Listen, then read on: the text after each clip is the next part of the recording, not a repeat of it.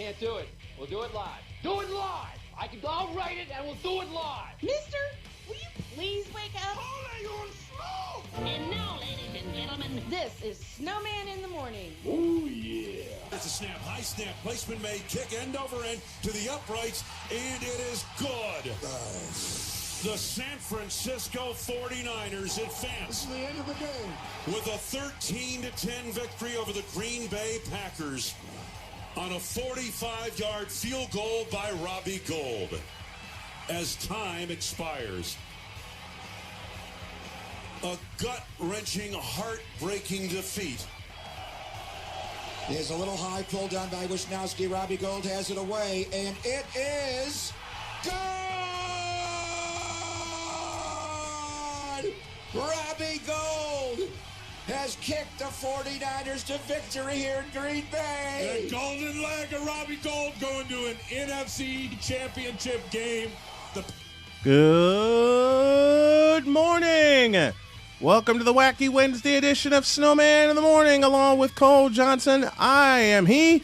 I am the Snowman, welcoming you via Real Wise Radio, via Facebook, and via YouTube. If you haven't done so already, please subscribe on the YouTube channel, as we're trying to break 1,000 subscribers by the end of this month. And we will do so, and thanks to the ones that have been following us, the folks at Full Press Radio, all of our insiders. The ID you need for our social media is official SIT Morn. And if you want to follow along with us and text the show, you can do so at 919-247-3622. Cole Johnson, my partner in crime, joining me. How are you, sir? I'm doing good. Doing good. How about you, man? I'm fabulous. I got some rest. My stomach stopped doing backflips, and I'm good. That's why I opened with that's why I played the open that I did, because Greg Papa and Wayne Larrabee both said the field goal was good, so I'm feeling good. Mm-hmm. I'm feeling good this morning. Now, what we have on the slate today, Brian Flores, you big dummy. We're not going to start there, but I'm just explaining what we have on the slate today. Well, what? What? No. Go I sound like I do when I'm talking to my children. What? And you know it. Being a proud papa and a proud grandpapa, I'm like, what? And I wind up spoiling them anyway. So what the heck? Of course it's Wednesday, so you know what's coming. We're going to lead off with that. I have Devon Ellis from Indiana University Northwest joining me at the bottom of this hour. Scoop Miller to help us talk some college hoops at the top of next hour. But it is Wednesday. Oh, it is. Yes, it is. It is Wednesday. And because it is Wednesday, we're going to start with this. And you know it quite well.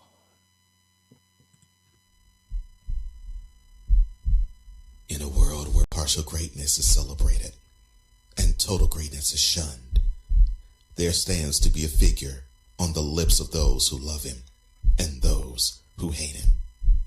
The inane comparisons to Michael Jordan and Kobe Bryant continue and has existed since 2003. There is no end in sight, for the battle between those who unconditionally love and unconditionally hate him wages on.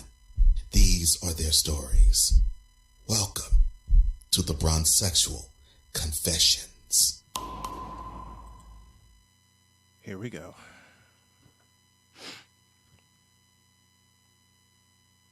Now, I'm glad I didn't swear until today. Mm-hmm. But I'm going to cuss today.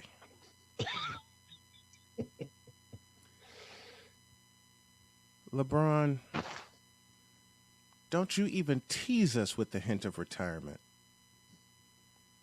Don't you even tease us real basketball fans with the hint of you hanging them up. Wait. Tease? You heard what I said. Let me put my glasses on here.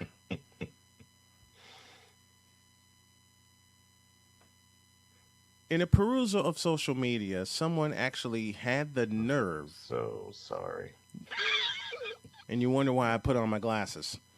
Mm-hmm. Someone had the gall, the balls, the nuts, and the nerve to put this statement out. Quote, LeBron's thinking about retirement. I got excited for a millisecond. For a millisecond, I thought, maybe the NBA will stop being hostage.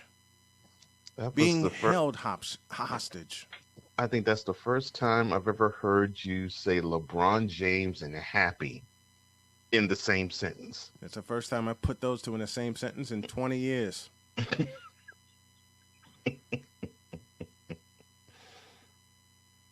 And I'm going to say something. I'm going to say a few things during this Bronsexual confession. And my partner will have one for the second hour. And I know he's ready. Mm-hmm. Now, I want you to do me a favor and find the lie within this statement. And the statement reads as follows, quote, Snowman says LeBron James has ruined the NBA for 19 years. Close quote. Some have said, huh? All right, let me look at that. Let me peruse that. Let me study it and research it real hard. Okay, subject verb agreements right. It's a complete sentence. It's not a run on a fragment. The subject has NBA almost since before he got to the league. No lies to be found. Thank you. I'll say it again. LeBron James has ruined the NBA and held it hostage for 19 years. Now, I know what's coming. And since I'm purposely streaming it on Facebook this morning, bring it, damn it. I am purposely streaming this on Facebook this morning. Will I do it tomorrow? No. And I have my reasons, of which Cole and I have discussed. Mm-hmm. All right. Here's some credence to my theory. He is unfundamentally sound in his game. How did my partner describe it? A bull in a china shop? Well, even a bull in a china shop has some problems, and Father Time is undefeated. Mm. And it kept being the same doggone china shop. Now, I know you're supposed to bully over people over people that can't guard you. I get that. Of course. Yeah. Moses Malone, Abdul-Jabbar, centers bully people. Okay? Centers bully people. LeBron has bullied people. I mean, if you got someone in the post, mouse in the house. Yeah, you got I get that. Yeah. That's a must. Here's my issue. He hasn't taken advantage of it often. Part one. And part two, he hasn't taken advantage of that. What's the key word I'm looking for? Consistently. Oops. Wow. So you mean to tell me someone can criticize LeBron and actually have it be sound? You're dadgum right. You're talking to him. And not littered with hatred? It actually has some basis to the criticism that you levy? Wow. You're talking to him. And I know I'm talking to one as well. You and I have studied basketball together for the better part of 8 decades. Mm-hmm. Now. And you are correct, sir. You're 100% correct. I said LeBron James is unfundamentally sound. People want to throw his stats at me. You can't deny this. You can't deny what he's done all time. You're right. No, I cannot. You're right. Can't. The numbers are there. The numbers bear that out. And I totally understand that. I'm going to add a word about his numbers. Bloated. Let me spell that for you, Bronsexuals. B-L-O-A-T-E-D. Bloated. Here's some credence to that argument. Does the name Russell Westbrook mean anything to y'all? Here's my comparison. Sometimes he does the same thing that Russell Westbrook does. Now, does he do it to the point of triple doubles? No. Does he do it to the point of stat padding? In many cases, yes, he does. And all I have to say is 3 simple words. Watch him play. I understand he's trying to do it all and be Mr. Do-It-All like Irvin Magic Johnson, which was the correct comparison you bronzexuals should have made, instead of to the King and Michael Jordan. Game does not even go close to resembling Jordan's. No, it does not. And I'm really going to make you scream when I say this. Unlike LeBron James, Michael Jordan developed a jump shot. Yeah, he did. In college. Under the late, great Dean Smith. Mm-hmm. You know what Doug Collins taught Michael Jordan to do? Trust his jumper. Mm-hmm. You know what Phil Jackson got him to do? And LeBron James has not done ... consistently ... for 19 years? Trust his teammates. Mm-hmm. Because if he would have trusted his teammates, then Chris Bosh would have gotten more numbers. Then Dwayne Wade would have gotten more numbers. Then Russ wouldn't have to be Russ. And I got a whole segment on that tomorrow. Then all those young kids that LeBron traded, not the brass of the Lakers. Not the brass of the Lakers, the Cavaliers, and the Heat. Because they didn't make that many trades with the Heat because Pat Riley kicked them in the mouth verbally and said, I run the team, you play on the team, get the hell out of my office. I'm talking about the teams that LeBron James has had full autonomy of. And y'all can't sit there and tell me he has not had full autonomy, A, in Cleveland, and B, in Los Angeles. And C right now. And C right now. Yep. Mm-hmm. And especially right now. Mm-hmm. Thank you, Cole, for that transition. Because you're going to tell me he's not going to trust all the young guys that actually provide the skills that he has been begging for since he's been in Los Angeles? Like shooters. Like a point guard. What is that? Like a center. They want to force Anthony Davis there. Oh, I'm so sorry. No, he wants to play a center. I'm so sorry. I'm just climbing all over your stuff. Continue, sir. And you wonder why I have this 2-foot smile on my face.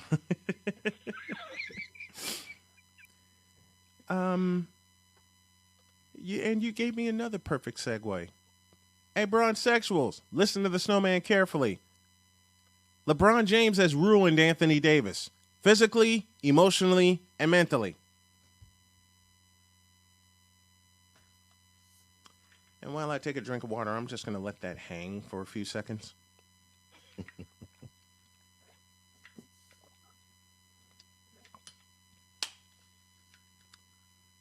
Now to repeat my statement, LeBron James has ruined Anthony Davis. He made Frank Vogel a sitting duck. Well, he made Luke Walton a sitting duck. I was about to say, to be fair, as soon as LeBron James signed his name on the dotted line, any head coach, if they were to sign on to be the quote leader, close quote, of the team, basically is a sitting target and a sitting duck. And the only one that wasn't was Eric Spoelstra. Yeah, because he had the iron fist of one Patrick Riley. Bingo. Where is Dr. Jerry Buss when you need him? Man, do I miss him. God rest his soul. Man, do I miss him. God rest his soul. Owners like that we grew up watching and paying attention to, where's that? Well, you got it in Golden State and you got it in Phoenix. You're getting it in Chicago, and I got plenty more on that in hour 2. I'm just dropping all kinds of nuggets. You want a few breadcrumbs for this afternoon? I go back to my statement that Anthony Davis has been ruined by LeBron James. Anthony Davis, I pose a question, and the question goes like this, quote, "What the hell were you thinking in signing an extension to play with LeBron?" Close quote. Now, in any of that, did I say LeBron James was not a good athlete? No. Did I dispel or discredit all of the numbers that he's put up in 18 years? No. Did I dispel his longevity? But I am going to put a question behind that, considering the fact that only once in 19 years has he played a full 82-game season. So he's not, what's the word I'm looking for? Durable. Durable? Yes. Only 1 year he's only played 82 games in the season? Only once. And he's got the unmitigated gall. The unmitigated gall to say things the way that he does. But we haven't seen things like this out of a 37-year-old. That's bullshit.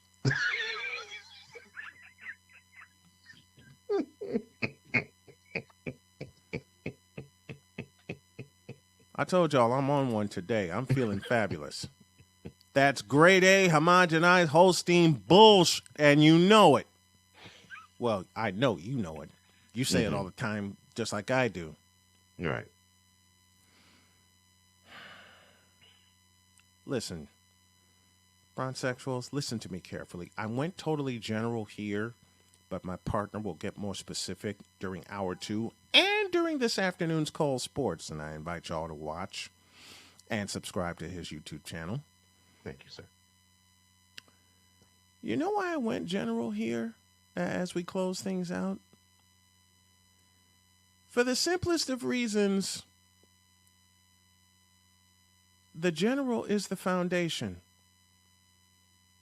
And as I close this thing out, in 4 words, basketball-wise, here are the 4 words. LeBron James has none. There is no foundation to his game. Period. Challenge me if you must. But I only dropped a few nuggets to support my theory. And if you actually cracked your head into some video research, which I do for a living, and which my partner does for a living, me especially, because I actually call basketball games,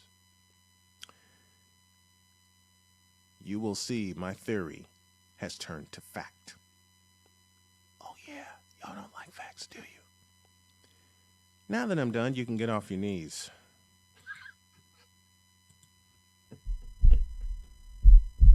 In a world where logic and sense flies completely out the window, while purple and yellow glasses are donned, rises a figure who encourages ridiculous, undying loyalty.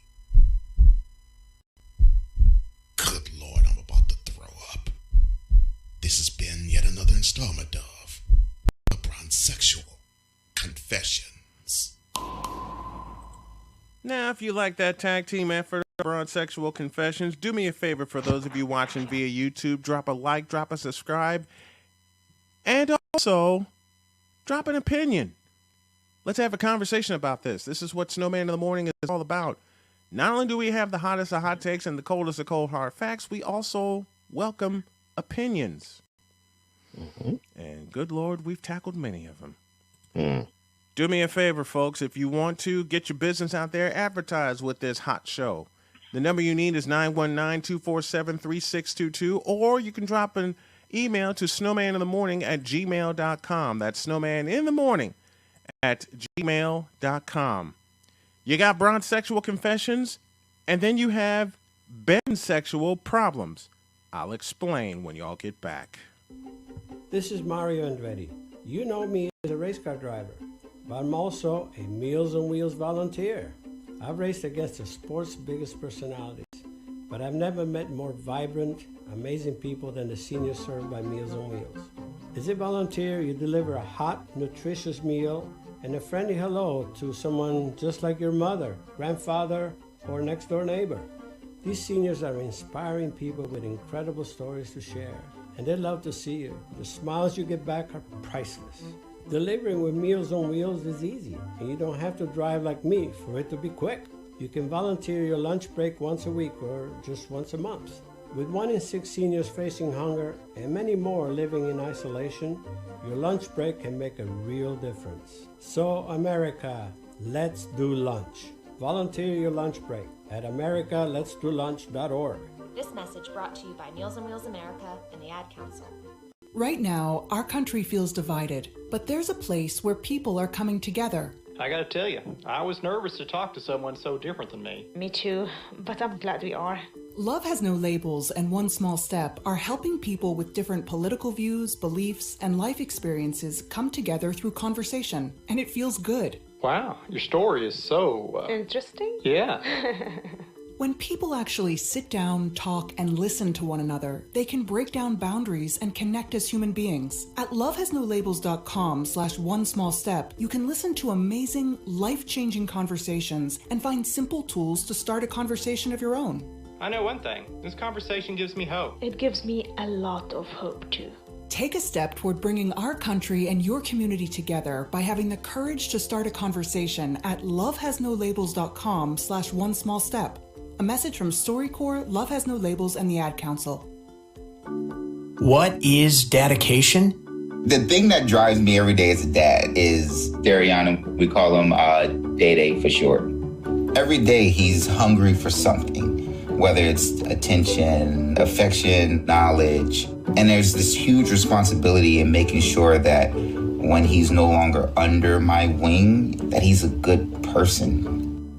I think the advice I would give is you don't need to know all the answers. The craziest thing was believing that your dad knew everything. So as a dad, you felt like you had to know everything. You had to get everything right. It's okay to make mistakes. As long as it's coming from love, then, it kind of starts to work itself out. I want him to be able to sit back one day and go, we worked together, we did a good job.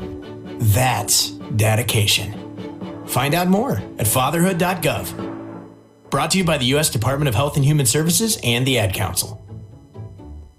Everyone knows what kindergarten is, but have you heard of kindergarten and transitional kindergarten? Virtual learning, where you use a morning meeting to do so?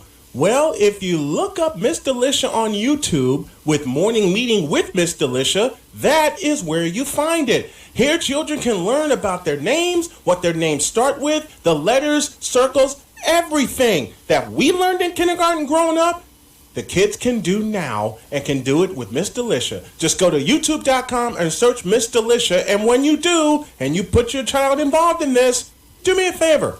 Tell them Snowman sent you. Mister, how do you operate this Twitter thing or this Instagram thing or whatever the heck? You're supposed to know all this stuff. Are you kidding me? Did you not get the memo? Anyway, welcome back to the show. Can't wait. Oh, yeah. The Washington Commanders.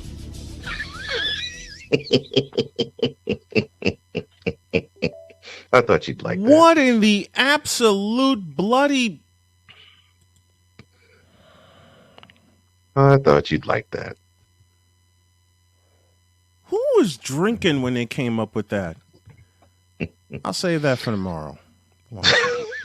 I'll save that for tomorrow. Washington Commanders. I get the... Okay, the glasses has got to come off. I'll save it for tomorrow. We had Bronzexual Confessions to open the show. And now we got Bensexual problems because according to reports, he's lost millions of dollars by not fulfilling his contract. No! Really? let me get this straight. All you bensexuals begging him to play, some of you bensexuals saying, do you? Why does this sound so familiar? Oh, Lord. And he is claiming he has mental problems, which is a lie, which is a bold-faced doggone lie. Because if he had mental problems, he'd have sought out help at the top of this thing. Yep. He just exactly. Forget Game 7. Forget after Game 7 of last year's playoffs. He just sought out help the moment he recognized it. Yeah. Yeah. And this is coming from a fellow who has, I'm sorry about that. This is coming from a fellow who has dealt and in many ways still dealing with mental problems. Ben Simmons, let me tell you something. If you had half of the stuff go on with you that's going on with me, you'll be seeking a therapist real quick.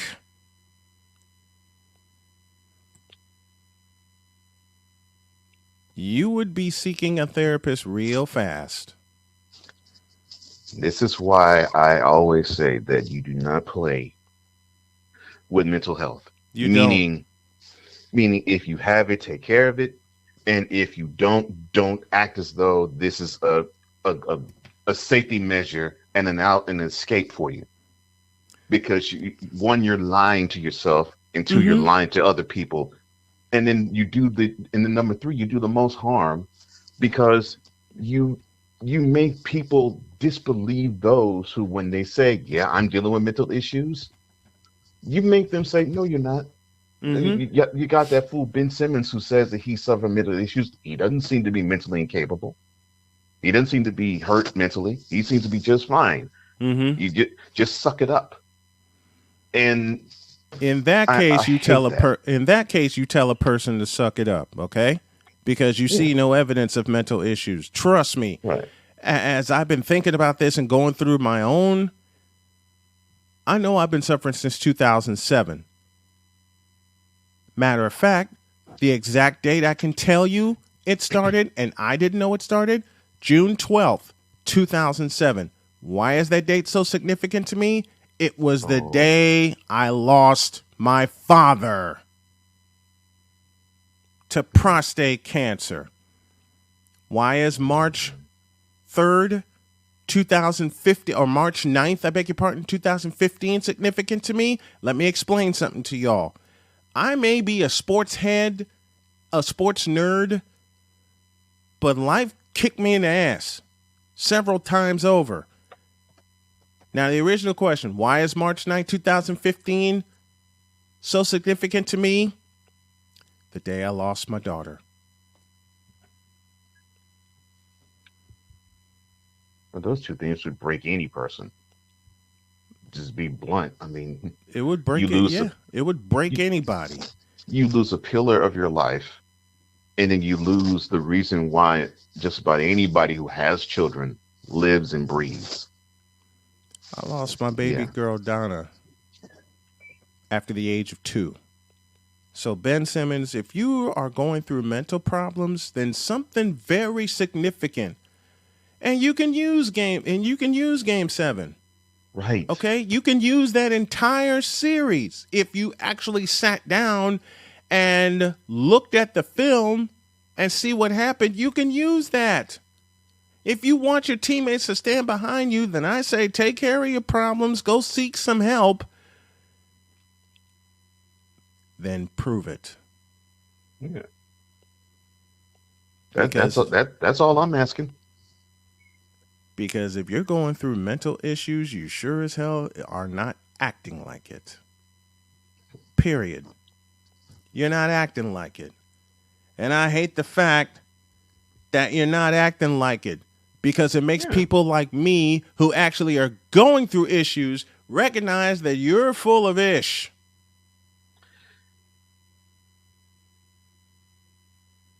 So he's going through all of this mess because he's butthurt.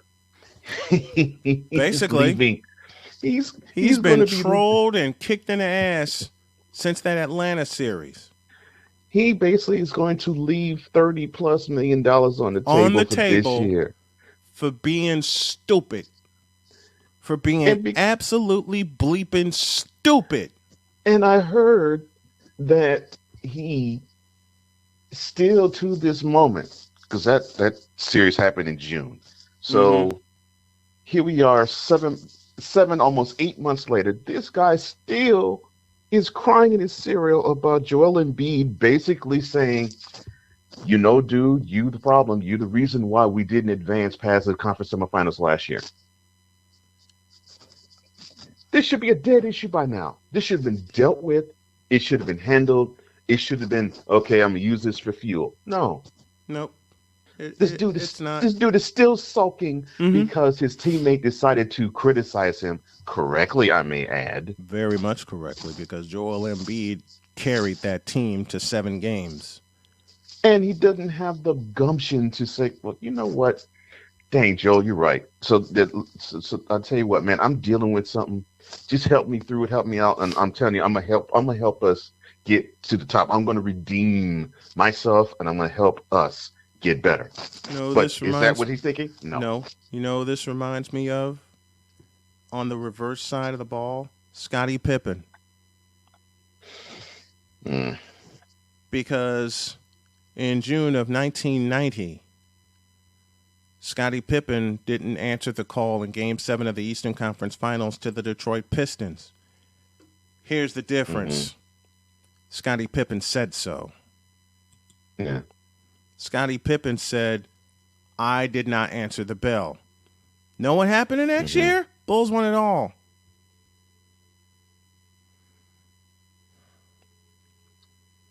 So, Ben, why are you doing this to yourself? Why are you doing this to your team? Because, well, Daryl Morey doesn't have the nuts to do what I'm about to suggest.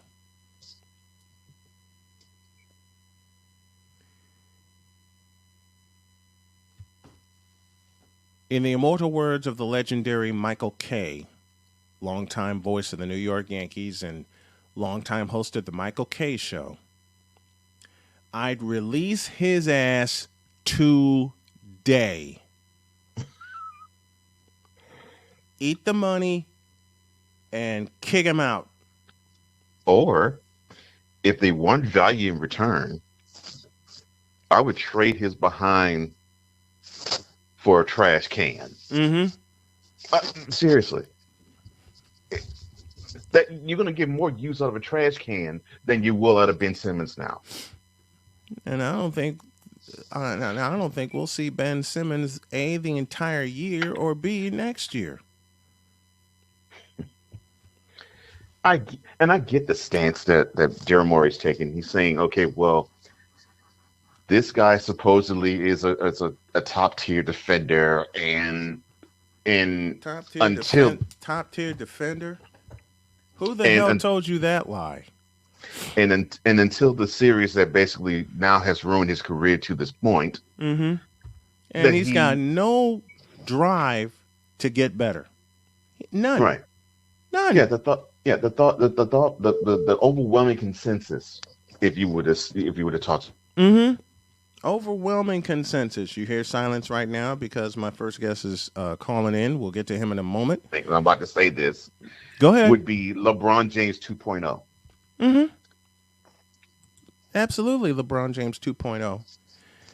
Well, we got to put a pin in it there because right on time, I welcome my first guest of the morning, a very dear friend of mine and the head assistant men's basketball coach at a place I called home, Indiana University Northwest. This is Devon Ellis, and he joins me right now. Good morning, sir. Glad to have you. Good morning. How are you? I'm doing good. my fellow basketball rat. How's the season going so far? Oh, it's going really good so far. Right now we're 17-6, sitting third in our conference, which is the Chicagoland Conference. So that's going pretty good for us right now. We're on a 5-game winning streak. Good. I loved seeing the turnaround because the first time it happened while I was there was 2017, and that was the first year the men's team recorded a 20-win season. What gets you guys going for each game, especially in a conference like the Chicagoland Collegiate Athletic Conference? We really key in on our scouting reports, so those are really detailed, but we try to play a fast-paced game so we can dictate the momentum and pace of the game the entire 40 minutes. So that really helps us each game. Again, saw that in 2017, the workings of it, but I've seen your practices, and I've seen the way you promote the team. It was like the same way I did, and it's about time that Indiana Northwest men's and women's basketball got respected. And I know the women's team has been respected. I was there for 5 years, but the men's basketball team, a lot of people are thinking, oh, they can't succeed. Oh yeah, I say look at them now. Do they carry that chip on their shoulder? Oh yes, for sure. I know when I played there for 4 years. We weren't as good. I mean, we had the talent, but we just didn't have the chance to put it together. But now we really hold a chip on our shoulder to show the region and to show the Chicagoland Conference that we can be a winning program. How big was it for you guys to join the CCAC? Oh, that was very big. Before that, we were in an independent conference, so we didn't get as much respect. And the CCAC is a really talented conference. I mean, there's a lot of big teams as far as like Olivet, Nazarene, and IU South Bend, and Holy Cross. So that was big for our university. It gets a lot of rapport now with recruiting, and gets a lot of more people on in the campus and into games because we're more respected in that conference. And being respected and having that outlook and joining that conference, and it gives you guys a lot more. It gives you guys a lot more legitimacy. I covered that conference from 2011 to 2018, and when someone mentions that you guys are a member of the CCAC, it gets people talking. Oh yes, for sure. Especially around the region. So before that, really people didn't respect the school and respect the teams that we were playing because the talent level wasn't as high as it is now. But that respect factor really helps us, and we'll still keep that chip on our shoulder. But it definitely helps us as far as like the type of players that we recruit. When you took the position, what was the first thing that you wanted to establish for Red Hawk basketball? For me, I wanted to keep that winning culture going because that season, that 2017 season when they had 20 wins, I came in right in the year after that. So I didn't want them to just have one winning season and then it just goes back to how it was with single-digit wins. So I wanted to keep that rapport as far as having a winning culture and having double-digit wins. In keeping that rapport and in keeping that style of basketball where you have a fast-paced style, what kind of basketball players were you guys trying to recruit, part one? And part two, was it hard for you guys to stay local after that 20-win season? Yeah, it is hard to recruit local only because people want to leave the region just to, I would say, kind of broaden their horizons and see what else is out there outside of the region. But we do try to recruit more of Chicago guys, Indianapolis, Fort Wayne, but now we do highly recruit junior college players. So that's the way we go usually in the Skyway Conference, which is the Moraine Valleys, the Prairie States, the Morton College type of guys. So yeah, we really do highly recruit junior college guys. Love it. Absolutely love it. The changes are there, and I invite y'all to check out Indiana Northwest men's Red Hawk basketball. Who knows? Old Snowman may have to make a trip up there to call a couple of games. We'll see. We'll see how it happens. But I had to have you on this morning. I'm so proud of you and so proud of the Red Hawks. Just makes my heart swell because I knew what I went through as an announcer, covering them just being on the cusp, and now you guys off to a great start, 17-6, coming into this week. How excited were you to get the position? Oh, it was really big for me. I was coming off of coaching high school basketball at Andrean High School, and that my last season at Andrean, we won the state championship. But it was good to go back to my alma mater and coach under a coach that actually was able to coach me for 2 years. So it was pretty much like coming back home. So it was a big step for me, especially coming to the college level at my age, being 28. So that doesn't happen for most people my age, but it was definitely like coming home. So it was a great experience. I'm still loving it to this day.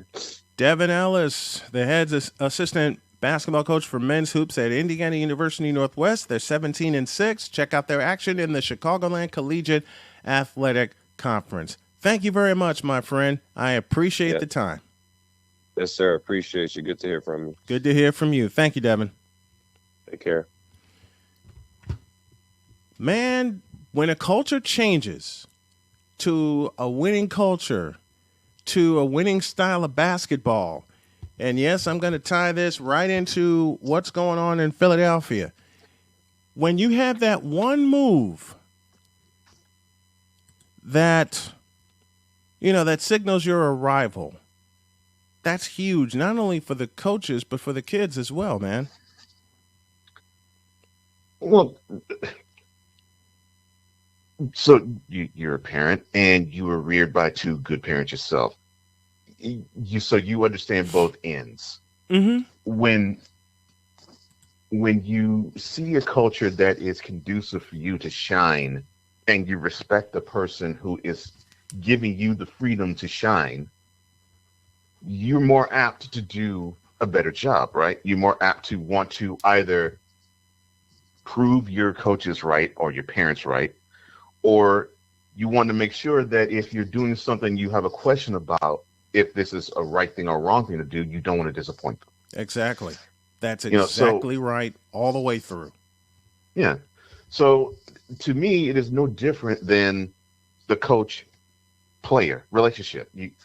If it's with a coach that you just do not like, you do not care about the program.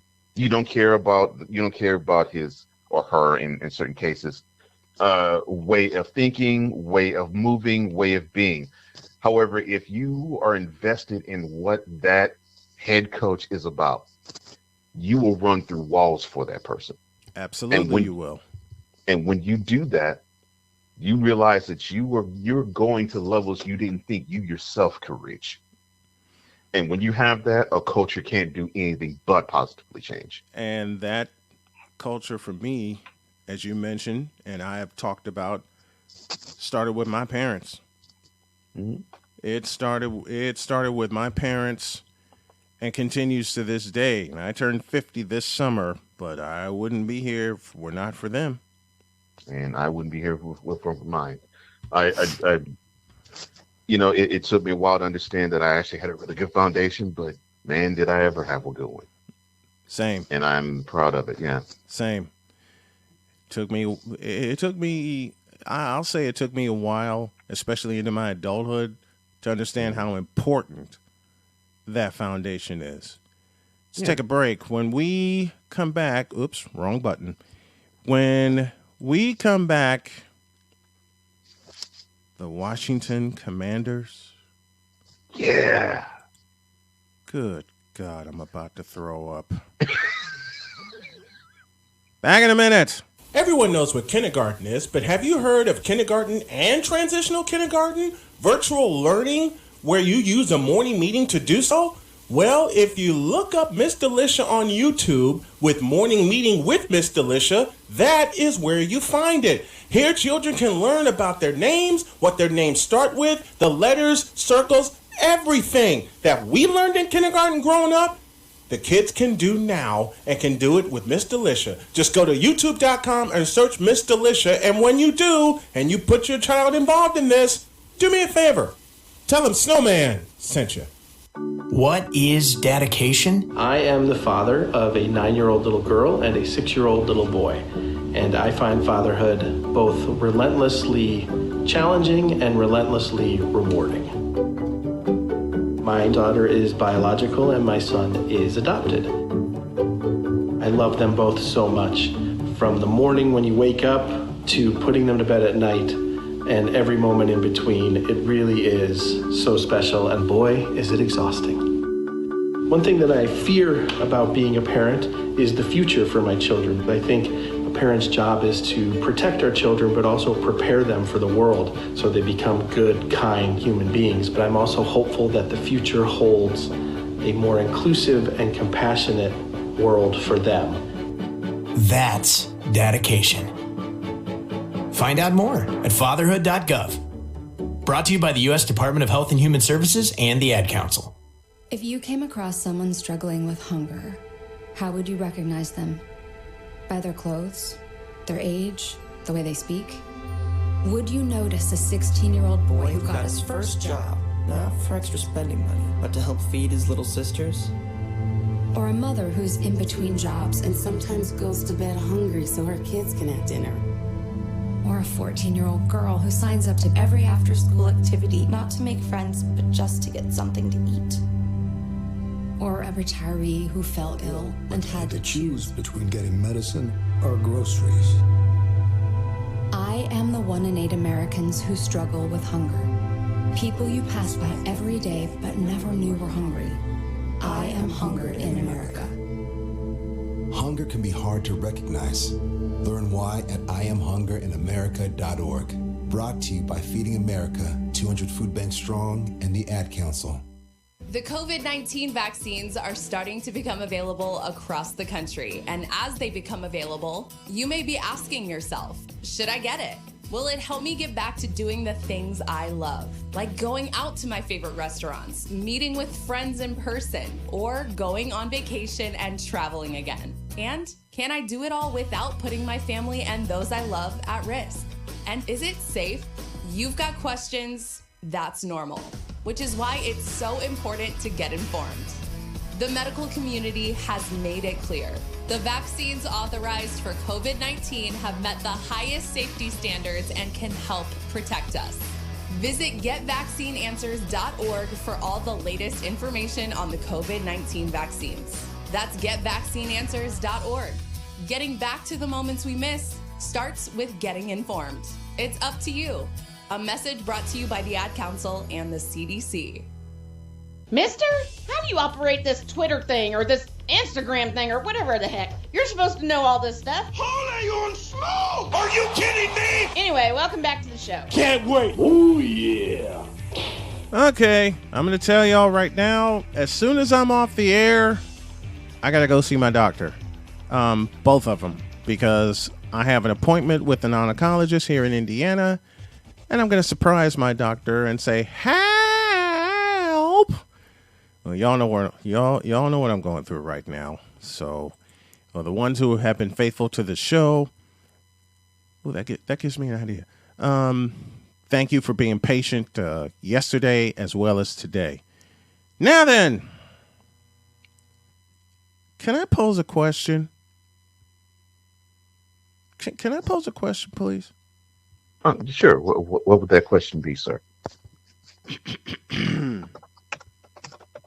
I better lean back from the microphone so I don't blow the engineer's ears out. Who the hell came up with the Washington Commanders? I'm sorry. I hear that name. What in the Vita Blue, yellow-bellied, red-blooded hell were they smoking? I hear that name, and all of a sudden I'm hearing pew, pew, pew, pew, pew, pew in the background. like it's some 1970s Atari game. Pong? Commanders.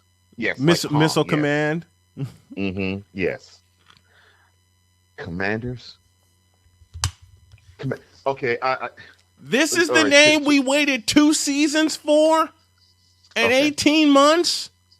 From a journalistic standpoint, to divorce myself from being a fan of the sport, fan of the product, and wanting to make sure that things are above board when it comes to the NFL.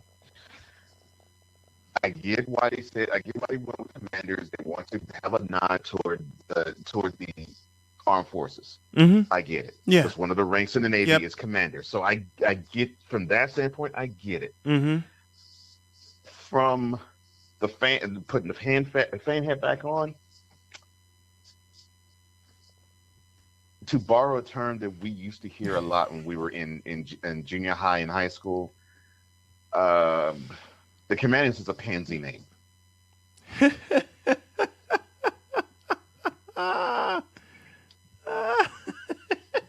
is.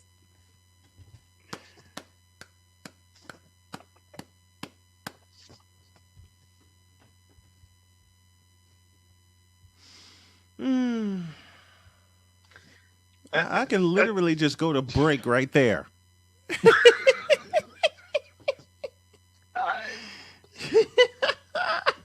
I can listen. You've done many a piece of content, which I love and I'm hooked on. You say something like that, you can literally just end the video right there, shut everything down, and walk off. Am I wrong?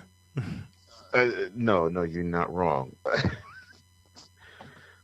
That was the very first word that came in my mind when I saw that Washington was going to go forward with the Commanders. I was like, man, it's such a pansy name. It is a pansy name.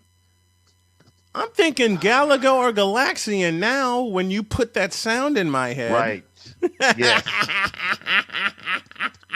Yes. That's exactly what I was thinking. You can trace that. Listen, I understand the real reason Daniel Snyder ditched the name Redskins. Okay? Let me take my fan hat off and put my journalistic hat on. And that's the exact song. That's the exact song and the exact reason Daniel Snyder ditched the name Redskins. Even though, and from a fan standpoint only, it's been around for 87 years. I've seen black people dress as Redskins during the game with the headdress and the war paint and everything. Okay? Here's my question.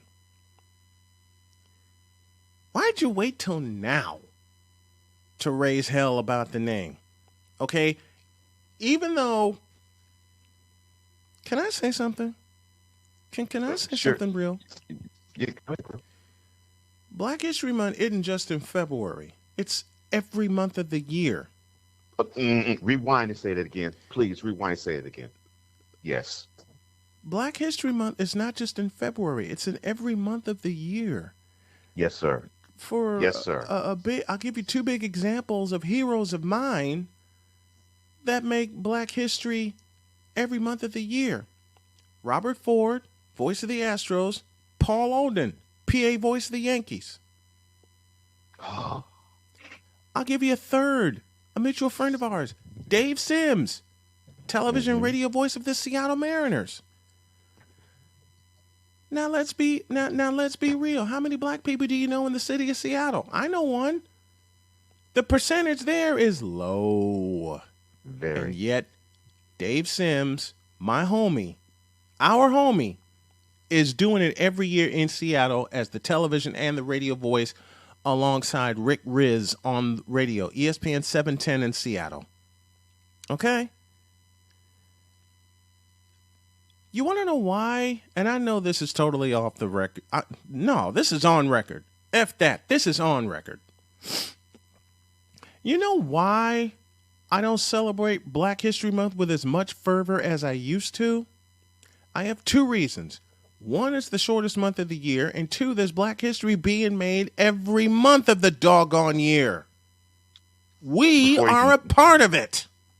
Before you continue, sir, I would say this to you privately, but I will say it publicly. If I never respected you any more than I do now, I'd be lying to you. I respect you more for that last statement you just said. because I have agreed with it 100%. Thank you. 100%. I said that to my wife, and she gave me applause. I said that to my daughters, and they gave me applause. 100%.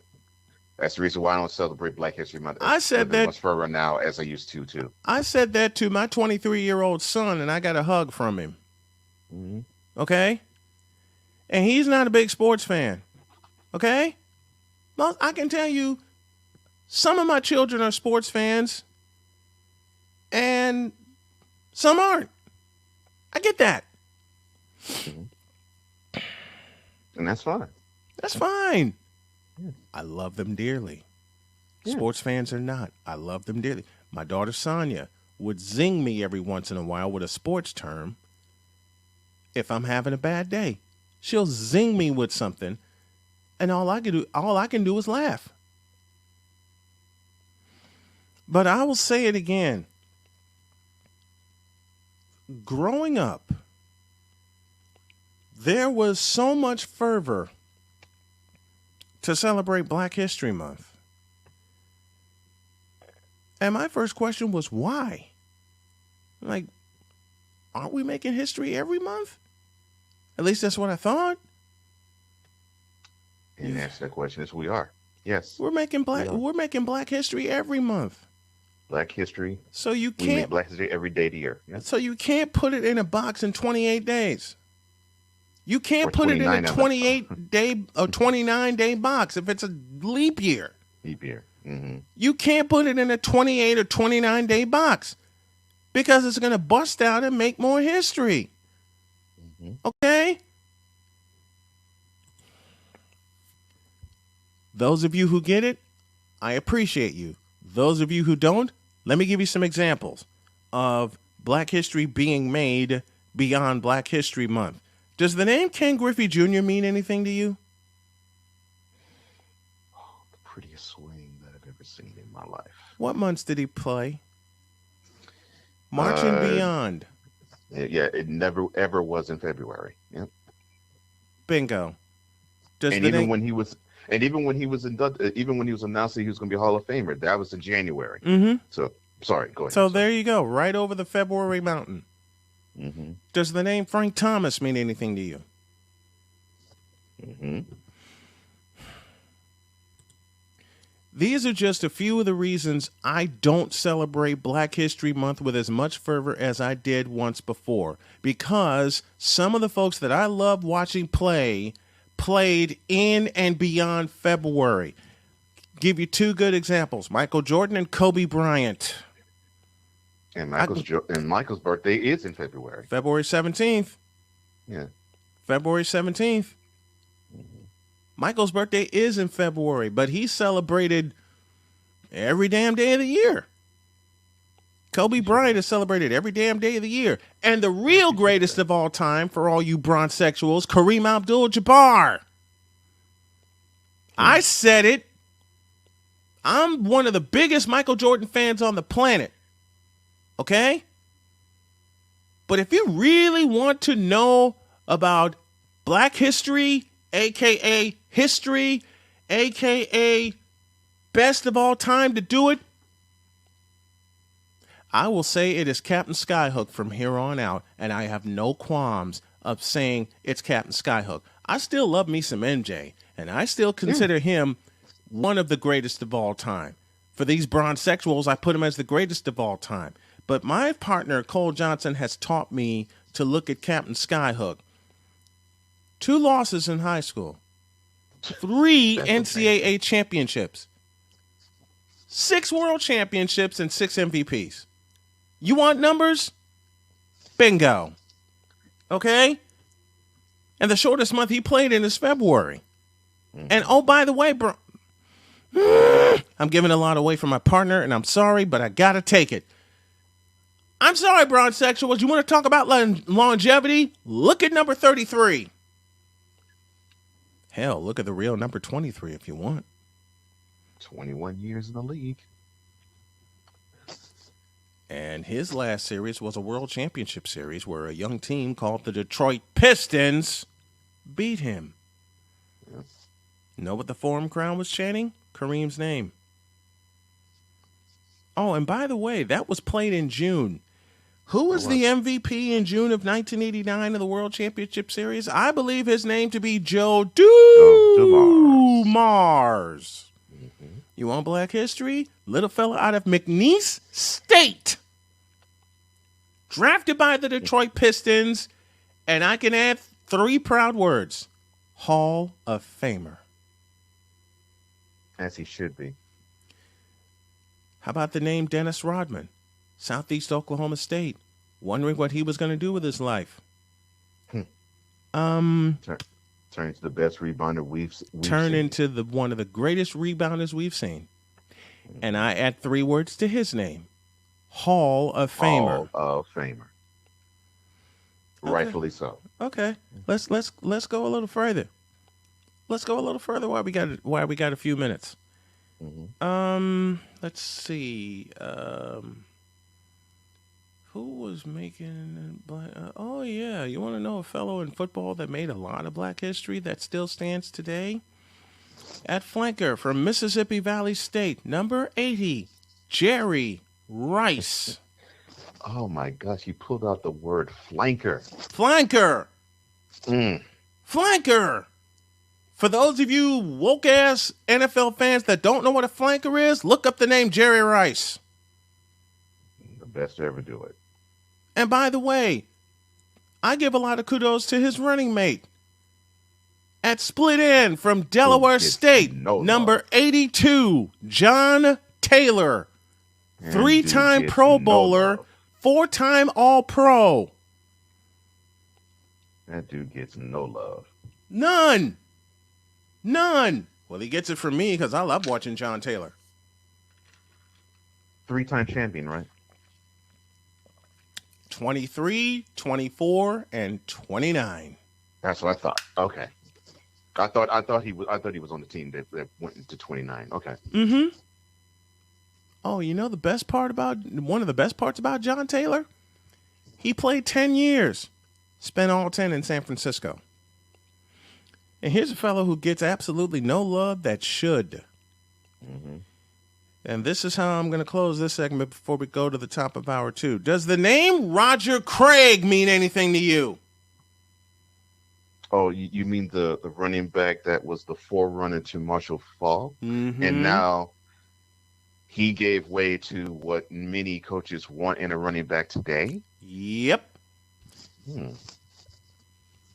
But Marshall Faulk and Jay Spivey will love us for this, but Marshall Faulk and Roger Craig is something Christian McCaffrey is not. Durable! That's unfortunate. Yeah. 100, and that's grossly unfortunate. So you want all the skills of both of them, but you just can't stay on the field. Can't stay on the field, and I hate that. I do too. I hate that because I loved watching them at Stanford just rip people to shreds. Same. It's just unfortunate for him. Mm-hmm. Just unfortunate. Now that we got that out of the way, now that we got why I don't celebrate Black history with as much fervor as I once upon a time did, I need to go get a drink. And I wish I would be able to drink this early in the morning, but it's not. It's 9 a.m. and not 9 p.m. Doggone it.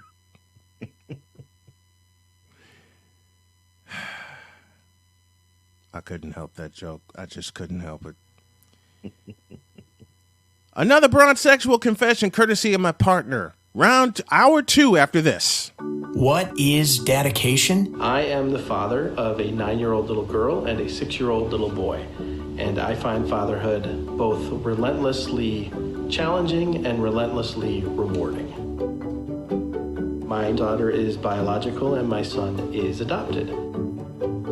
I love them both so much.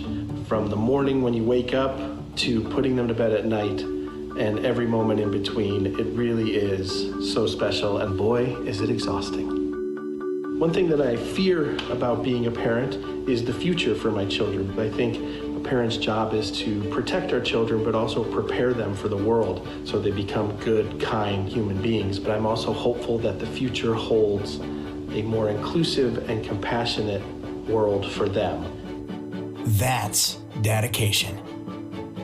Find out more at fatherhood.gov. Brought to you by the U.S. Department of Health and Human Services and the Ad Council. Everyone knows what kindergarten is, but have you heard of kindergarten and transitional kindergarten? Virtual learning where you use a morning meeting to do so?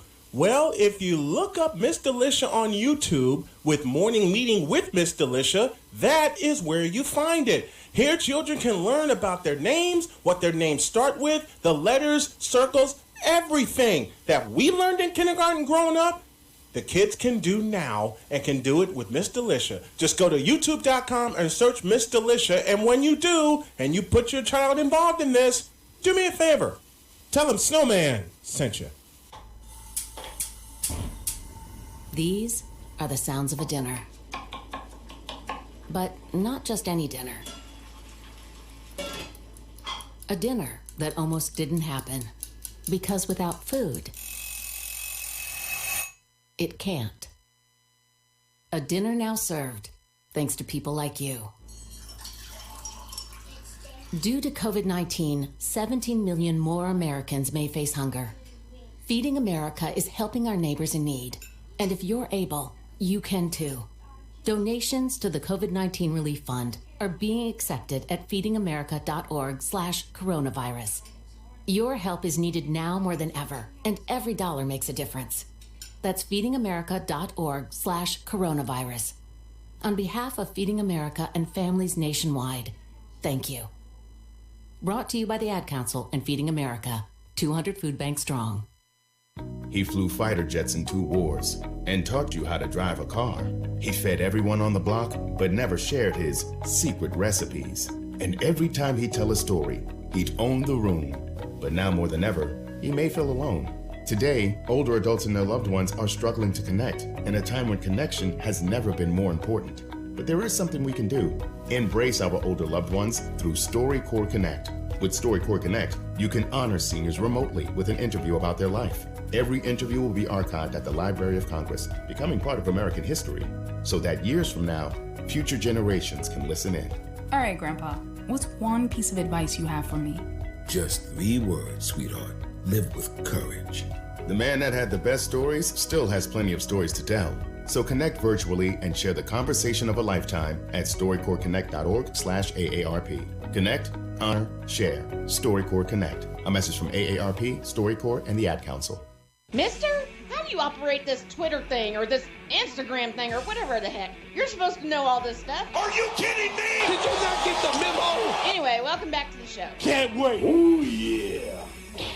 Hour 2 Snowman of the Morning is here on this wacky weather Wednesday because we're supposed to get some ishy weather here in Indiana. Ice, snow. Why does the song Immigrant Song pop in my head now? Damn you, Cole Johnson, for waking up my musical intellect.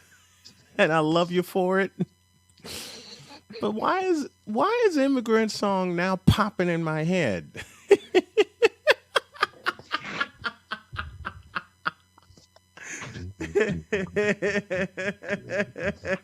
I'm sorry. My bad.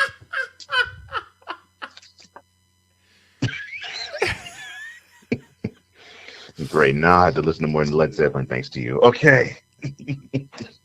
Now we're even.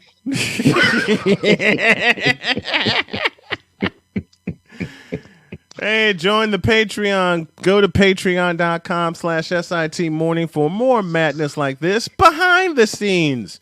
When I get a song thrown at me and I throw one back at my partner and we're looking at each other going, damn you.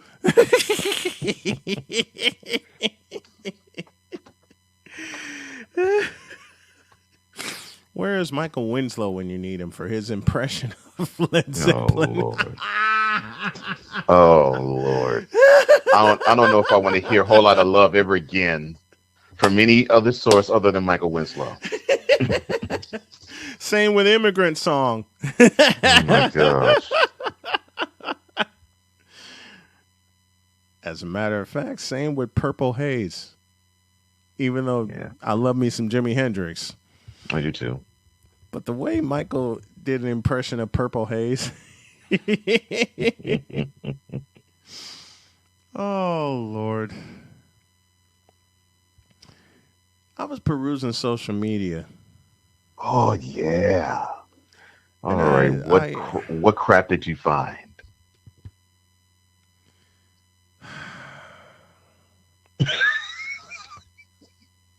There's this. All right. Brace yourself type of feel. All right. Mm-hmm. What did you find? What did I say earlier about why I don't celebrate Black History Month with as much fervor? Yeah, 2 reasons. You said that one, that it's commemorated on the shortest month of the year, and 2, we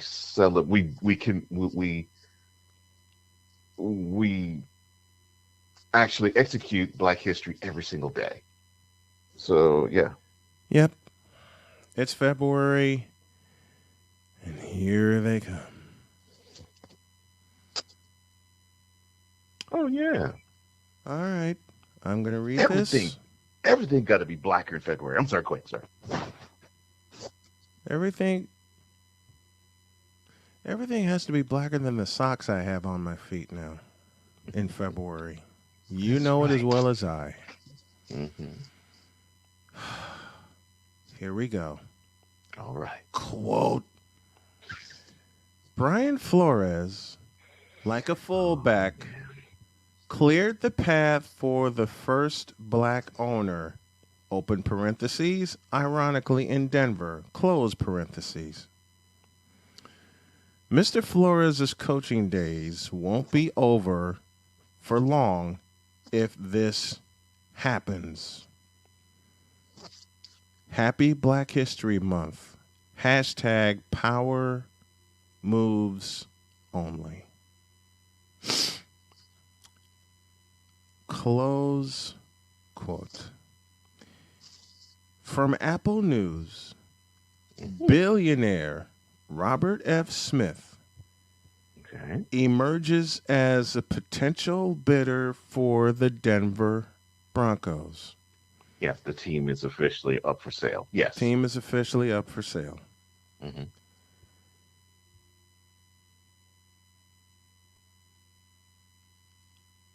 I have a very cynical response to this. Okay.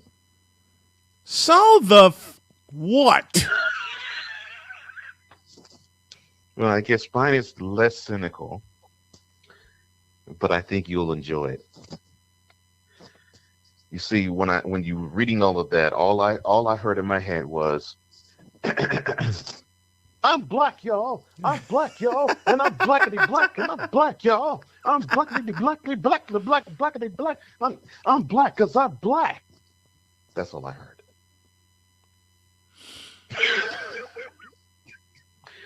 It all right. doesn't. Okay. Okay, stop. Because I want to hold on to this. Okay. Until tomorrow. I want to hold on to this until tomorrow. Okay. Because if we let it out now, hell, who the hell says we're on schedule? But I want to stay on schedule here. All right. I want to hold this until tomorrow. All right. Meanwhile, I'm speaking about it tomorrow too, so go ahead. Yeah. But I just handed you a gem. Oh, yes, you did. I just handed you a gem. Let's hold on to this until tomorrow. In the meantime,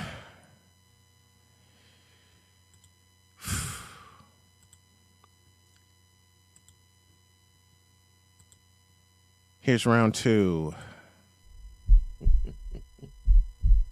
In a world where partial greatness is celebrated and total greatness is shunned, there stands to be a figure on the lips of those who love him and those who hate him.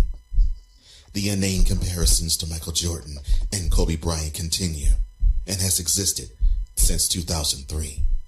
There is no end in sight, for the battle between those who unconditionally love and unconditionally hate him wages on. These are their stories. Welcome to the Bronzexual Confessions.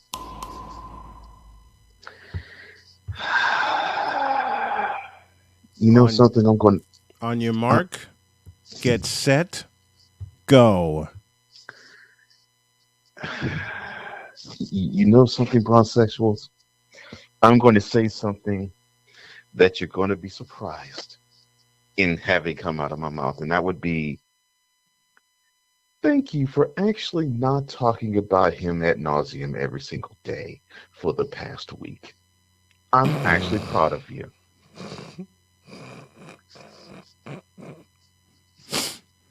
I think I know where this is going. I am actually proud of you. You didn't speak about him every single day. You did speak about him often, though, throughout the week, but you didn't speak about him every single day.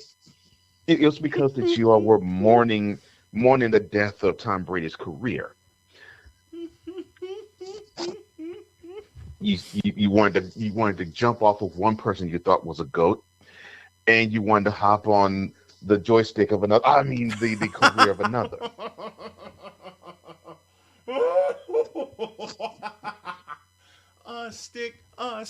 A joystick, baby.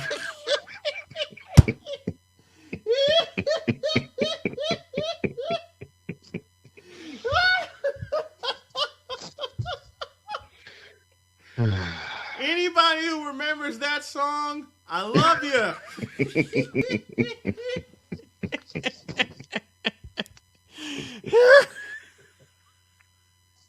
Hey. And besides, it's Black History Month. I'm sorry. That's right. That's right. Look, I have to call it like I see it. I'm actually proud of you. You actually get down on your knees for another person. I didn't think that was possible. But I digress. You were too busy saying, look at what LeBron's done at age 37. No player at age 37 has done what he's done, to basically say the same thing about a 44-year-old in another sport. Yeah, but the 44-year-old is a lot more accomplished and has a lot more nerve and has a lot more skill and actually is a lot more humble. Yeah. I'm sorry. Continue. I know. You said exactly what I was hoping you'd say. But just because I didn't see as much of the LeBron James happy juice on your face does not mean I didn't see any of it. Because there was happy Tom Brady juice on their faces. Oh, oops. Yes, that's right. They were sharing happy juice on their faces with other people. Yes. Like I said, I was amazed by the fact that they didn't talk so endlessly about LeBron as they always do the rest of the year. I mean, after all, he was the top leading vote getter for this year's All-Star game, which will emanate from near his home area. Which is bullshit. I'm sorry. I mean, it's 50 miles north of where he comes from, because he always makes it clear that he is nothing but a kid from Akron, Ohio. So the All-Star game. Listen to his finals acceptance speeches. I'm sorry. So the All-Star game in about less than 3 weeks will be in Cleveland, and I'm not watching a doggone piece of it. I'm sorry. And he selected his team. Now, I won't talk about who he selected, but save that for later. I'm going to save this for later. What I will not save, though, is I think the NBA actually got it right, and now each guy is the captain of their own conference. Then why don't they just call it East and West, for God's sakes? Finally, NBA, you got it. Now let's get it a little further. Bronzexuals. Oh, no. I'm still ashamed of you, though, because I could not believe what I saw. So, and I pass this on to my partner. I have perused social media, And I saw a caption that said, quote, "Here is something for the LeBron has no moves crowd." Close quote. I saw that piece of And so what did I see? What did my partner see when I passed this along to him?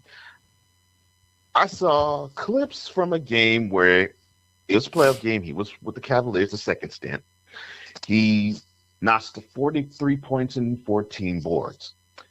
And throughout the clip, I saw 2 moves, if that. I saw 1. Let me amend. I'm sorry. You do consider penetration a move. I can understand that. That's what you want. But that's neither here nor there. That's what they desire. Next question. Yes. Yeah, that is what they desire. So it was a 4.5-minute clip. 2.5 minutes of it was LeBron James trying to dribble between his legs to pass the defender to the defender's left or LeBron's right,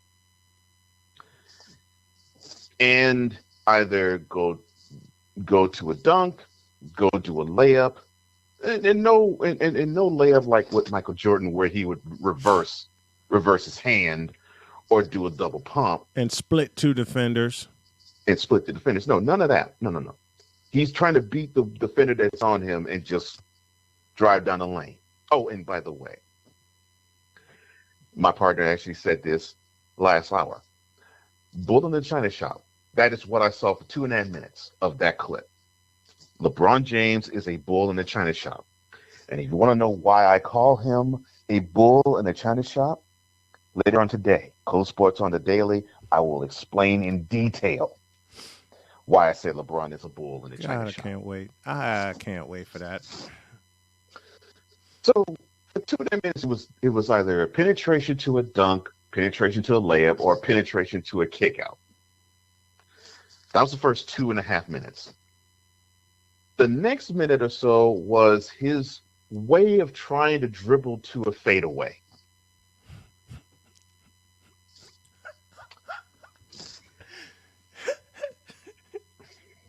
And it looked, let me see if I can say this correctly. It looked as fluid as Ann Coulter on a podium trying to tell a joke. That is how smooth it was, meaning it wasn't smooth at all.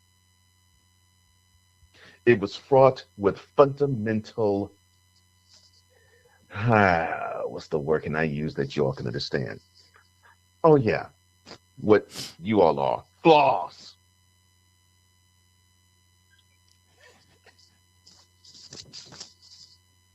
So for 4 minutes of all of that, I saw video evidence of what I have said about this man for the longest time.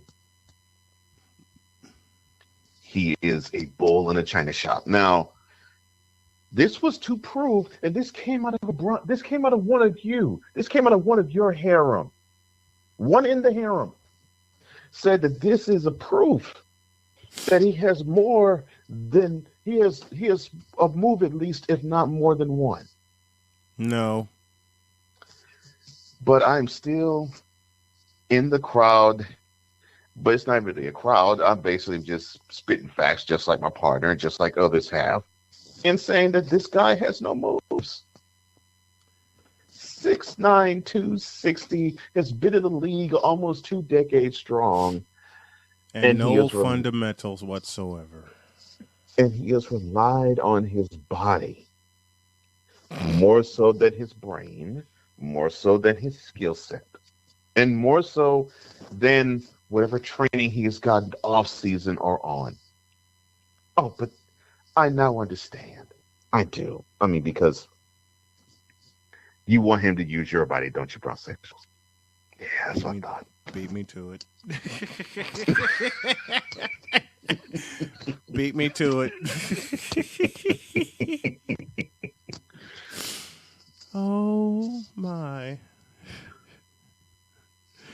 Beat me to it. and I am getting sick because at the end of the well, we need to focus on Tom Brady being the GOAT talk. Oh, God. The beginning Didn't of we the do week, that Monday? Yeah. Didn't we have that conversation? Mm-hmm. Oh, it's a conversation between us, but it's Yes, a debate with everybody else. Right. So Thursday and Friday, it still was. I can't believe that number 6 of the Lakers is doing what he does at 37 because he should be considered a front runner for MVP. I heard it. Do not make me throw up my coffee with that piece of I bullshit. heard it. You heard? I heard it too. That's why I'm. Okay. If number 6 should be a front runner for MVP, I thought Julius Erving retired long ago. I thought Bill Russell hung him up after 1969. Oh, they're talking about this number 6. Yeah, the guy who used to be number 23. But I digress. The guy who used to be number 23? Mm-hmm. He was a bullshit player then and is a bullshit player now. Now, I'm sorry. Did I say that aloud? Yes, you did. But that's fine. I'm glad you said it aloud. Now, this is what we've been trying to tell you. You see, your man, your deity, your royal priesthood, not mine, not my boys, but your royal priesthood. The man that you hold on for dear life by your hand, and you know the area where you're holding on for dear life on it. Kung Fu grip. I'm sorry. G.I. Joe style. Now,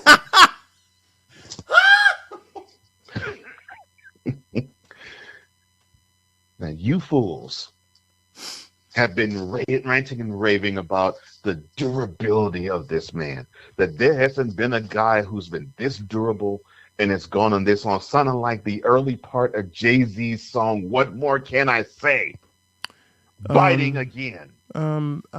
Michael Jordan played every game he was scheduled to play except for 85, 86 because he was out with an injury. So if you're going to say that there's never been a brother this good for this long, thank you, Sean. There's so many people that we both can say, and I'm not going to waste your time because basically it's going to be in one ear, right out the other, because you're thinking about the next time you get on your knees to get happy juice on your face. With bloody knees. Oh, Lord. Yes. In fact, I think the next time I do this, I'm going to have to arm you all with knee pads. But that's besides the point. Even those don't work. They wear them out. Close the shop. We got to go to a break. Oh, I'm about to.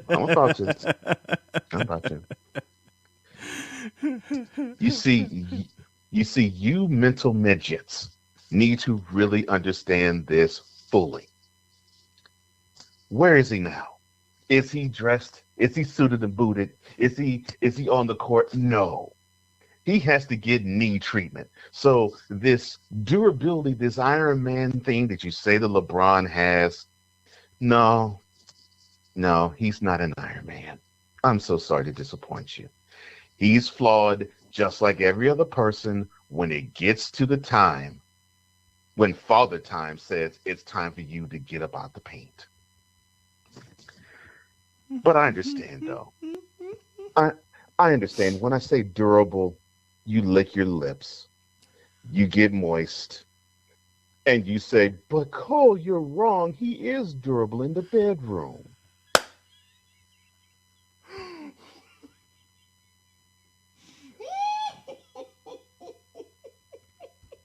I know, brunch-sexuals. You say it to me all the time.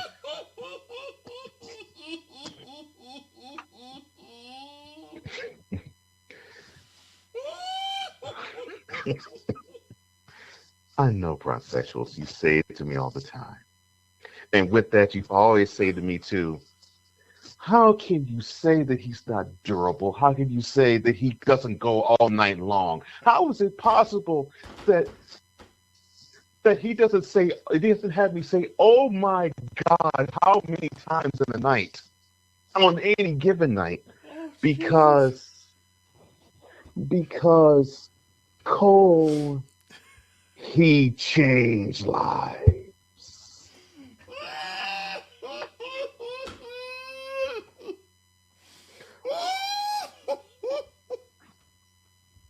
I'm done with these fools. Oral session for you is about to begin again. Get away, fools.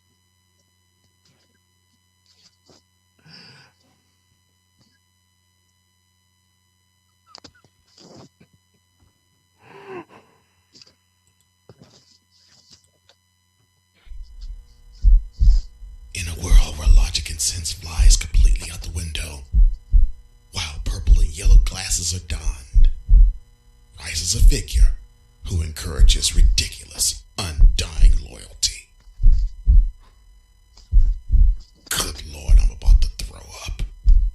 This has been yet another installment of The Bronsexual Confessions.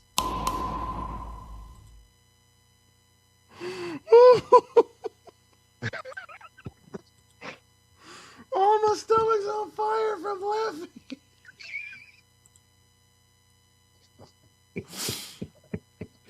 I'm not even going to go to a break. I'm just going to wait for Scoop Miller to call in.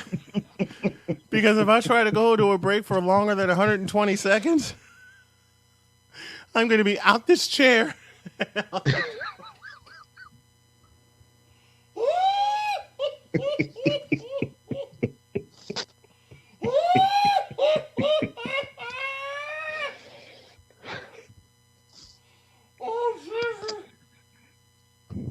I'll laugh this tumor out if I can.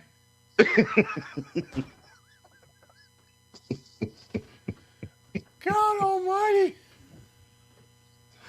I'll laugh this cancerous tumor out of me. Darn right. Have mercy. In the immortal words of Ron Thulin, former TNT broadcaster, have mercy.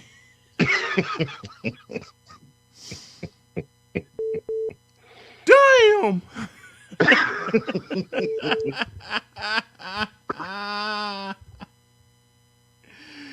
Snow. Oh my gosh. Ladies and gentlemen. Ladies and gentlemen, I'm going to try to restrain my laughter because Scoop Miller is on the line with me and I haven't had him on in a while. Scoop, how are you, my man? Oh, I'm doing great, Snowman. How about yourself? I'm having fun again.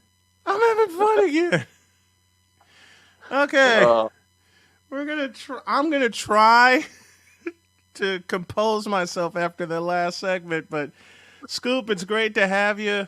It's great to have college basketball back. And how about those Arizona Wildcats in men's basketball? Who saw this coming? Wow, what a job Tommy Lloyd's done in his first season there with the Wildcats. I think you're right, Snowman. Who saw this coming 100 miles away? They just have really lit up the college basketball world this season. And what a great job Coach Lloyd's done after being assistant there with Mark Few for 22 plus, I believe. Yeah. And doesn't it give you a little reminder of what Lute Olson would do every year and surprise the daylights out of you? And knowing with Lute Olson, I can honestly say he had a team that would every year be able to compete, not just in the tournament, but for a national championship. But if you look at these Arizona Wildcats and the way that they play defense, never mind the offense, the way that they just play defense, it should frighten everyone in the Pac-12 and frighten everyone in the country. Yeah, no doubt about it. And I think their field goal defense is number 3 in the nation at 36%. You know, that's just kind of ridiculous type numbers. But they do so many things well. You throw in the fact that they're the number scoring team in the country at 86 points a game. I think they're number 5 in rebounding margin at plus 10 a game. Those guys block a lot of shots. They've got a great assist turnover ratio. It's a solid team. They're one thing I like about Snowman. They have made more free throws than their opponents have attempted. Have attempted, yes. They do a great job of just creating, getting to the rack, and again, they're tough guards. They've got so much talent. 4 guys averaging double figures. That's a tough crew to stop. They're going to be a tough out, no doubt. They're indeed going to be a tough out. It's that, and what I love about Arizona, that toughness, that mental toughness that you saw for many years, as I mentioned with Lute Olson and the crew there. And speaking of mental toughness, Gonzaga's at it again. Number 1 team in the nation. Here they come. Here they are again. Yeah, and there's still a lot of people that don't believe in Gonzaga. I mean, I get it. I understand that. They're kind of out on an island by themselves. They're out on that West Coast, but they're just, as you mentioned, they just continue to win. Mark Few, I think he's got 647 coaching wins, just 127 losses. Mm-hmm. And the Zags are just kind of doing what they do best. They find ways to win, but they have the number 1 scoring offense in the nation, coming in at 91 points a game, but they also D it up. Their opponents are hitting just 36% from the field. I think their field goal defense is like 10th in the nation, and they're another team that shoots a lot of free throws. They've made more free throws than their opponents have attempted, and that's an impressive stat. And they're another team that, plus 10 in the rebounding department. They block a lot of shots. They shoot the ball so well. They can shoot it beyond the arc. And again, they just seem to find a way to reload. There's one flaw I think they might have this year. They just don't have a lot of depth. Right. But I'm not sure how much depth you need. You got all 5 starters are, averaging double figures, and they score 91 points a game. So they get up and down the floor. So the stamina's there. They score 91 points a game, and they lead the country in scoring. So we gave you scoops number 3 and scoops number 1. Who's in the middle at number 2? You'd be surprised. It's the Purdue Boilermakers. Yeah, you're exactly right. What a great year the Boilermakers are having. They're a fun team to watch. That's a team that has a lot of depth.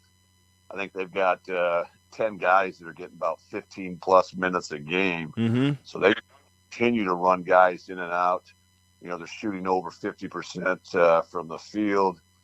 And one thing that's fun to watch about the Boilermakers, and I'm an IU guy, so this is certainly not a team that it's one of my – but you have to respect what they're doing. They attempt about 30 3-pointers a game, mm-hmm. And they're shooting 41% from beyond the arc. They've almost doubled the free throws attempts that their opponents take. They're another team that's lighting up the nets, scoring 84 points a game. I think that's like 4th in the nation or so. And again, another team that's a solid rebound. I think they're number 2 in the nation and rebounding difference at plus 12. So just a lot of great things about the Boilermakers. Their assist to turnover ratio is really good. And Jaden Ivey, yes, boy, the young lad from Mishawaka Marion High School is having a phenomenal season. Former Marion Cave, you said Mishawaka Marion, former Knight, having an absolutely fabulous season. On the bubble, if I got to put a team on your bubble, guess who? Illinois.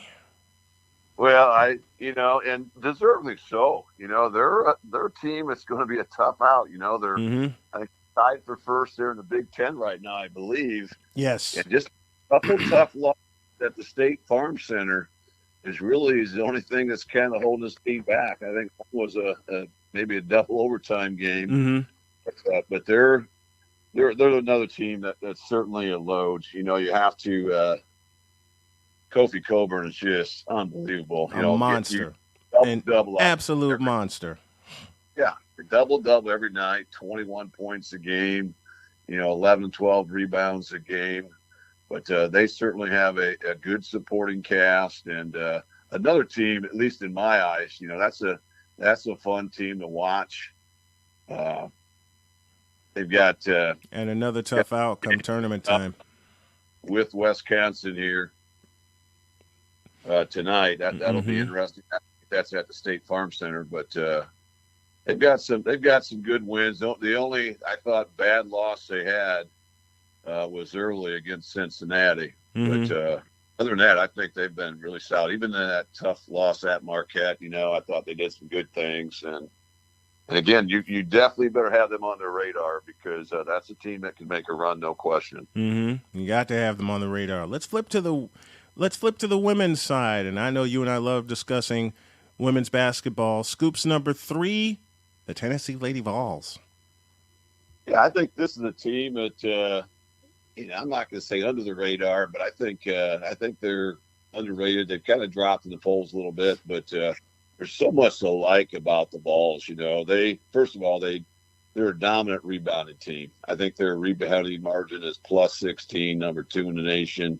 Their field goal percentage defense is number 1 in the nation. Opponents hitting just 31% against the Vols. Their 3-point defense is really good. Teams only hitting 25%. And they're also a team that, they get the foul line a lot. You know how important that is, at least in my eye. That's always a huge stat. But again, that's a team that very well coached. Kelly Harper in her 3rd season, after playing for Coach Pat Summitt back in the day, I think she got the Vols heading in the right direction. And again, I think they're going to be a tough out. They love their basketball in Tennessee, as we all know, especially on the women. Yes. They're going to make some noise, I think, time the tournament rolls around. The 2 spot belongs to the Stanford Cardinal. Yeah, there's a common name. Just seems like year in, year out. Tara Vanderveer just has them playing. She does. I mean, my goodness, how can you not just love the things that Coach Vanderveer has done in her 42 seasons there with the Cardinal? I mean, she's got the all-time wins leader, over 1,100 wins. National champions, of course, last year, and also I think back in the 90s, maybe 90 and 92. But I think she's a 5-time National Coach of the Year. Her winning percentage over 82% throughout her illustrious career. And they just seem to be doing it again. But no secrets. They got great scoring balance. They're a very dominant rebounding team. And their defense, I think, is just top notch. They have one of the top field goal percentage defense teams in the nation. And plus, they do not give up very many threes. They do a great job defending behind the arc. And they're another team that, they change a lot of shots. They block a lot of shots. They've got some size inside. And again, they're going to be a tough out, as they typically are year in, year out. Yeah. Defending national champions. Gotta love that. And then at number 1, we have the Gamecocks of South Carolina. Yeah, it's just amazing what Dawn Staley is doing with that South Carolina squad, particularly this season. And they just have been dominant. I mean, 20-1 overall, undefeated at home, 11-0. But they come in out rebounding opponents by 18 boards a game. That's going to win you a lot of games. If you want to win basketball games, you want to try to get maybe 10 to 12 more possessions per game than your opponents. You do that by establishing the glass. They do that. You also do that by, taking care of the basketball. And they also do a great job of that. So that's a team that, they just defend from behind the arc very well. They're giving up just 51 points a game. I think that's top 10 in the nation anyways, as far as defensive numbers. And again, this is a team that's made more free throws than their opponents attempted. It tells you they're a tough guard. It tells you they've got kids that can slash, can get to the rack, and can put a lot of pressure on you defensively. And it's a big reason they're off to just a fantastic start. But they've got a lot of they've got a lot of great recruits in there, and that's an awfully good team with a lot of depth. That's my buddy Scoop Miller, college basketball insider, helping us out here on the program. He'll take us all the way to and through March and April as we crown a men's and a women's national champion. Thanks a lot, my friend. I look forward to having you on each week all the way through. Hey, thanks, Snowman. I'll enjoy it. Take care and continue your awesome morning. Sounds like you're having a great time. Oh, man, having a wonderful time. Thank you, sir. Thank you. Boy, you called that right. I'm having an awesome time. Good. Oh, my goodness. Thank you, Scoop Miller, for his top three men and women. So 3-1 on the men's side, Arizona, Purdue, and then Gonzaga. And then on the women's side, Tennessee, Stanford, and South Carolina. We'll be following men's and women's college hoops all the way through April, when more Black history is made. Yes. One more break, and then I'm going to laugh my head off until the end of the show. Back in a flash.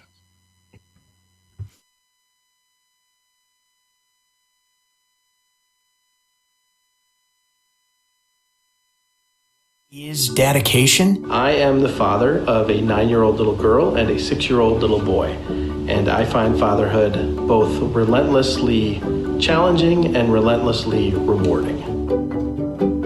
My daughter is biological and my son is adopted. I love them both so much, from the morning when you wake up to putting them to bed at night and every moment in between. It really is so special, and boy, is it exhausting.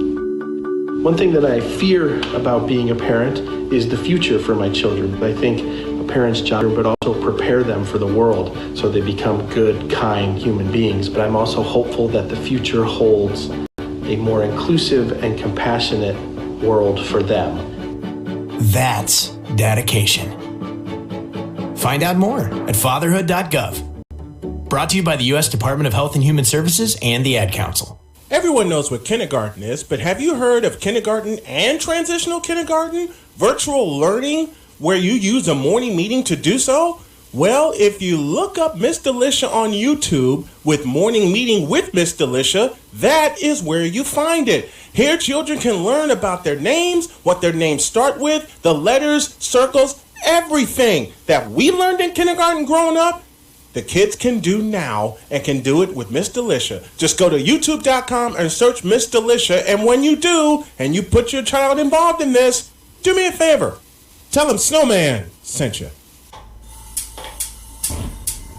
These are the sounds of a dinner. But not just any dinner. A dinner that almost didn't happen. Because without food, it can't. A dinner now served, thanks to people like you. Due to COVID-19, 17 million more Americans may face hunger. Feeding America is helping our neighbors in need. And if you're able, you can too. Donations to the COVID-19 Relief Fund are being accepted at feedingamerica.org/coronavirus. Your help is needed now more than ever, and every dollar makes a difference. That's feedingamerica.org/coronavirus. On behalf of Feeding America and families nationwide, thank you. Brought to you by the Ad Council and Feeding America, 200 food banks strong. He flew fighter jets in 2 wars and taught you how to drive a car. He fed everyone on the block, but never shared his secret recipes. And every time he'd tell a story, he'd own the room. But now more than ever, he may feel alone. Today, older adults and their loved ones are struggling to connect in a time when connection has never been more important. But there is something we can do. Embrace our older loved ones through StoryCorps Connect. With StoryCorps Connect, you can honor seniors remotely with an interview about their life. Every interview will be archived at the Library of Congress, becoming part of American history, so that years from now, future generations can listen in. All right, Grandpa, what's one piece of advice you have for me? Just 3 words, sweetheart. Live with courage. The man that had the best stories still has plenty of stories to tell. So connect virtually and share the conversation of a lifetime at storycorpsconnect.org/AARP. Connect, honor, share. StoryCorps Connect. A message from AARP, StoryCorps, and the Ad Council. Mister, how do you operate this Twitter thing or this Instagram thing or whatever the heck? You're supposed to know all this stuff. Are you kidding me? Did you not get the memo? Anyway, welcome back to the show. Can't wait. Oh, yeah. If you're wondering why my eyes are red, I've been laughing my head off for the past 100 plus minutes. Especially the last 20. Because of what my partner delivered on the second part of Braun's Sexual Confessions. That my guest, Scoop Miller, it sounds like you're having fun, man. If you'd have been with us from the top of the show. And my buddy Jonathan Mathis, who catching the feed on Facebook along with John Mysack, he gave me the compliment, savage. I love your fire that you call it as is. Darn tootin'. Mm-hmm. Can't do nothing but. Yeah. And John said, I think Brian's going to die of laughter from this. No, I'm just laughing this doggone tumor out of me. That's what I'm doing.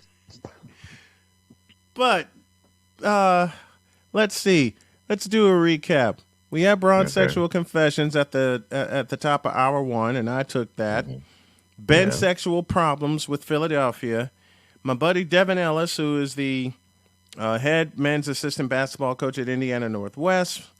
And then we had the Red Fox show. I mean, Braun's Sexual Confessions Part 2. I knew you'd love that.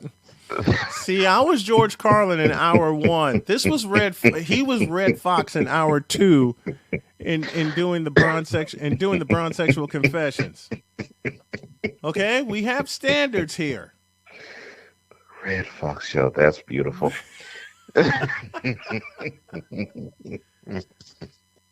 And I mean the uncensored portion, okay?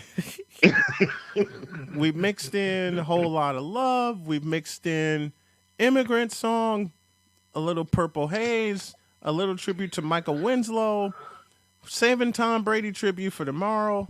Because if I started now, I won't be able to do it justice with the laughter I've had for the past 10 minutes. Oh my heaven! Oh yeah, the Redskins. I'm sorry. Yes, are now the Washington Commanders. I think that started all the spiral downward when we found out the Washington Commanders. Mm-hmm. Who the hell was smoking when they made that up? Just the name just makes you stand up tall with the shoulders broad, and just makes you feel good. Is that what LeBron does?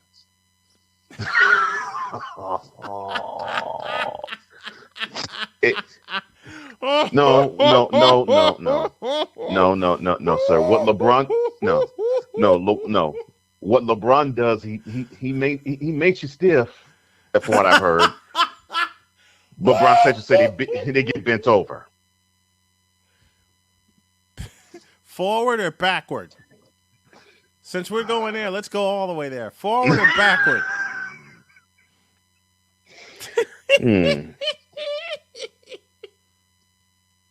Heck, I think Braun Sexual is ambidextrous, probably both ways. Oh, so that explains them lasting 19 years. You think they're ambidextrous with their worship also? Considering the frivolous stats they throw at us? I don't know. You think they're ambidextrous that way? I say yes. It's utterly ridiculous, man. They just spit these things out of them. It's almost as if it is in their DNA. And you know why? That 4-letter network.